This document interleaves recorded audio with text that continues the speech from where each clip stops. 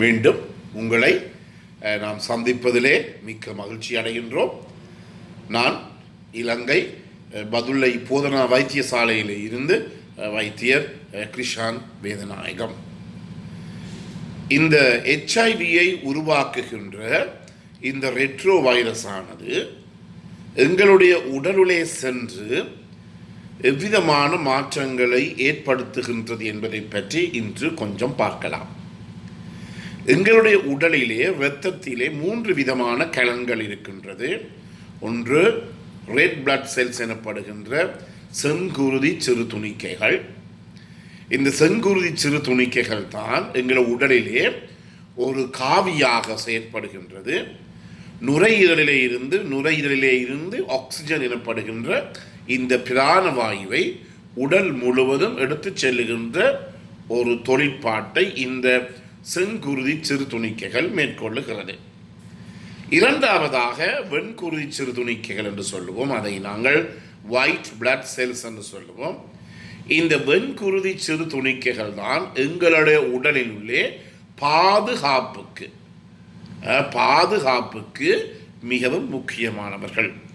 நோயிலிருந்து பாதுகாக்கலாம், அல்லது புற்று நோயிலிருந்து பாதுகாக்கலாம், வேறு கிருமிகளிலிருந்து எங்களை பாதுகாக்கலாம், வேறு ஏதாவது புறப்பொருள் எதிரிகளிலே இருந்து ஆன்டிஜன்ல இருந்து பாதுகாக்கலாம். இவ்வாறு மிக முக்கியமான பொறுப்பை எங்களுடைய உடலை பாதுகாக்கின்ற ஒரு வேலையைத்தான் இந்த வெண்குருதி சிறு துணிக்கைகள் ஒயிட் பிளட் செல்ஸ் செய்கின்றது.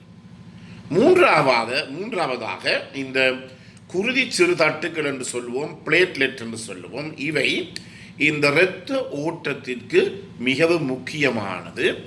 இரத்தம் தொடர்ச்சியாக எங்களுடைய நாடியாக இருக்கலாம், நாளங்களாக இருக்கலாம், தொடர்ச்சியாக இந்த இரத்த ஓட்டம் போவதற்கு இந்த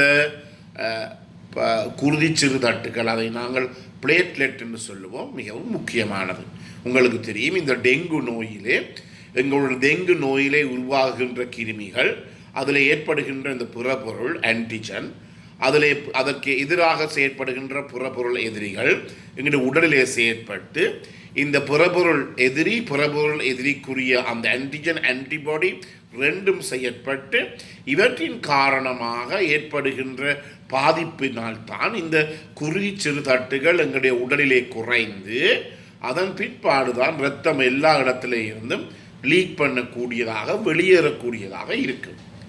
எனவே இந்த HIV அல்லது இந்த ரெட்ரோ வைரஸ் ஆனது முதலில் என்ன செய்கின்றது? எங்களுடைய உடலிலே இருக்கின்ற பாதுகாப்பை தகர்த்து எறிகின்றது.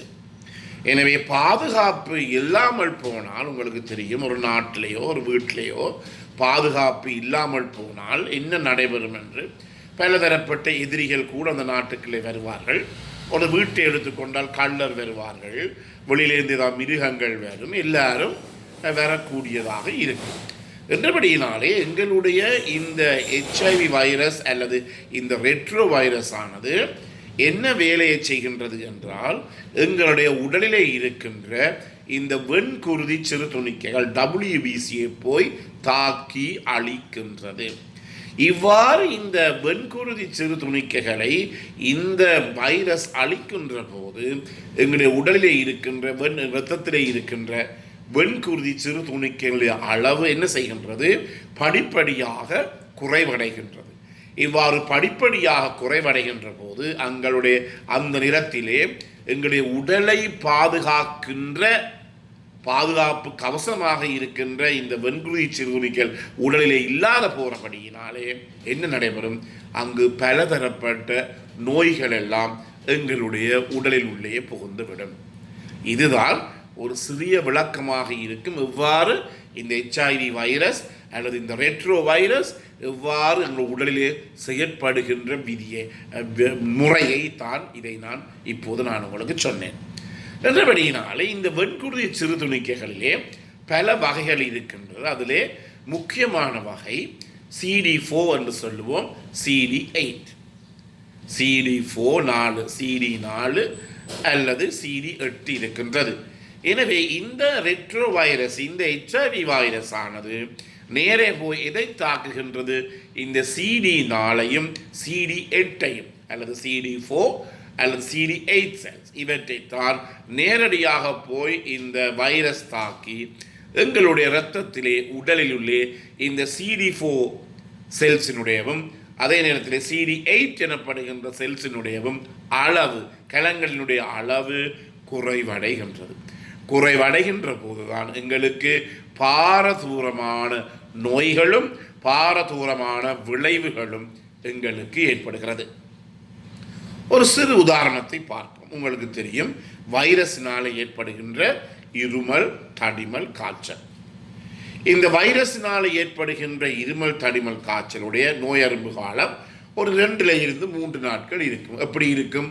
நீங்கள் ஒரு பாடசாலையிலே படிப்பிக்கின்ற ஒரு ஆசிரியராக இருந்தால் உங்களுடைய வகுப்பில் இருக்கின்ற ஒரு மாணவனுக்கு இருமல், தடிமல், காய்ச்சல் இருந்தால் அது அவருக்கு 2-3 நாட்களுக்குள்ளே மற்றவர்களுக்கு பரவும், ஆசிரியருக்கும் பரவும்.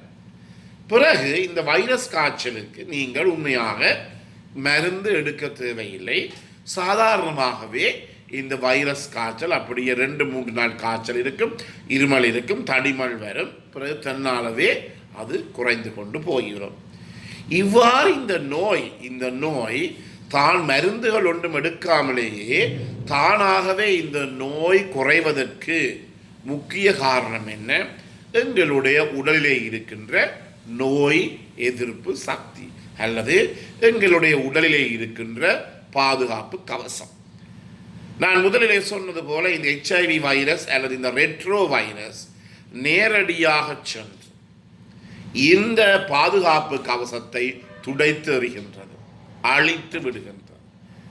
என்றபடியினாலே இப்போது என்ன நடைபெறப் போகிறது? ஒரு சின்ன ஒரு வைரஸாலே ஒரு இருமலோ, தடிமலோ, காய்ச்சலோ ஏற்பட்டால் அந்த வைரஸை எதிர்ப்பதற்கு எங்களுடைய இரத்தத்திலே சக்தி இல்லை, பாதுகாப்பு இல்லை. என்றபடியினாலே இந்த வைரஸ் என்ன செய்கின்றது? எங்களினுடைய உடலினுள்ளே பலுகி பெருகி 2-3 நாட்களே சுகமாக வேண்டிய காய்ச்சல் ஒரு 2-3 கிழமைக்கு போகிறது. இதுதான் இந்த HIV நோயினுடைய ஒரு வெளிப்பாடு. எனவே நீங்கள் ஒருவராக இருக்கலாம், நீங்கள் நல்லவராக இருக்கலாம், கெட்டவராக இருக்கலாம். உங்களுக்கு ஏதாவது ஒரு நோய் வந்தால் அந்த நோய் உடனடியாக குணமடையவில்லை என்றால் நாங்கள் இந்த நோயை சந்தேகப்படலாம். இதில் முக்கியமாக ஒரு பிரச்சனை இருக்கின்றது. நான் நல்லவன், எனக்கு எவ்விதமான தொடர்புகளும் கிடையாது. ஆம், நீங்கள் நல்லவர், உங்களுக்கு எவ்விதமான தொடர்புகளும் இல்லை, மிக்க மகிழ்ச்சி. ஆனால் உங்களுடைய பார்ட்னர், உங்களுடைய மனைவியாக இருக்கலாம், அல்லது உங்களுடைய காதலன் காதலியாக இருக்கலாம், அல்லது கணவராக இருக்கலாம், அல்லது நீங்கள் தொடர்பு கொள்ளுறவராக இருக்கலாம். அவருடைய நிலைமை எங்களுக்கு தெரியாது. இதுதான் பல பேருக்கு ஏற்படுகின்ற பிரச்சனை. இந்த நோய் ஏற்பட்ட பிறகு எங்களை கண்டு அழுவார்கள். சொல்லுகின்ற கதை என்ன? நான் என்னுடைய கணவனை நம்பினேன், நான் என்னுடைய மனைவியை நம்பினேன், என்னுடைய காதலியை நம்பினேன், என்னுடைய காதலனை நம்பினேன். நம்பி ஒரு விதமான நன்மையும் கிடைக்கப் போவதில்லை. நான் முதலிலே சொன்னது போல எந்த ஒரு சிறு வருத்தமும் நோயும் உங்களுக்கு அது உடனடியாக குணமடையவில்லை என்றால் இந்த நோய் உங்களுக்கு ஏற்பட்டிருக்கலாம் என்று நீங்கள் சந்தேகப்பட வேண்டும். எனவே மீண்டும் ஒரு நிகழ்ச்சியில் உங்களை நாங்கள் சந்திப்போம். இந்த நிகழ்ச்சி உங்களுக்கு பிடித்திருந்தால் இந்த நிகழ்ச்சியை பார்க்காதவர்களுக்கு கட்டாயமாக நீங்கள் அறிமுகப்படுத்துங்கள். அதே நேரத்தில் இந்த நிகழ்ச்சி உங்களுக்கு பிடித்திருந்தால் இதை லைக் பண்ணலாம், ஷேர் பண்ணலாம். இந்த நிகழ்ச்சியினுடைய மேல் பகுதியில் இருக்கின்ற அந்த மணி சின்னத்தை அமர்த்தி இந்த நிகழ்ச்சியை நீங்கள் சப்ஸ்கிரைப் பண்ணலாம். மீண்டும் உங்களை சந்திக்கும் வரை நன்றி, வணக்கம்.